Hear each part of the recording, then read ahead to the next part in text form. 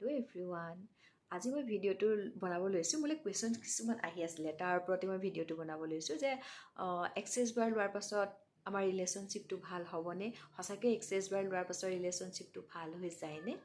access বাৰ লোৱাৰ পাছত ৰিলেশ্যনশ্বিপবিলাক খুব সুন্দৰ হৈ যায় অকল হাজবেণ্ড ৱাইফ বা গাৰ্লফ্ৰেণ্ড বয়ফ্ৰেণ্ডৰ ৰিলেশ্যনশ্বিপ বুলিয়ে নহয় বিভিন্ন ধৰণৰ ৰিলেশ্যনশ্বিপ হ'ব পাৰে সকলোবিলাক ৰিলেশ্যনশ্বিপ খুব সুন্দৰভাৱে চলাই নিব পাৰি আৰু আটাইতকৈ ডাঙৰ কথা এক্সেছ বাৰ লোৱাৰ পাছত যোনবোৰ আমাৰ লাইফৰ অদৰকাৰী মানুহ যোনবোৰ আমাৰ লাইফত কোনো কাম নাই যোনবোৰ মানুহ থাকিলে আমাৰ লাইফত প্ৰব্লেমহে ক্ৰিয়েট কৰিব পাৰে সেই মানুহবিলাক কোনো কাজিয়া পেচাল একো নোহোৱাকৈ তেওঁলোক নিজে নিজে আমাৰ পৰা আঁতৰি গুচি যাব আৰু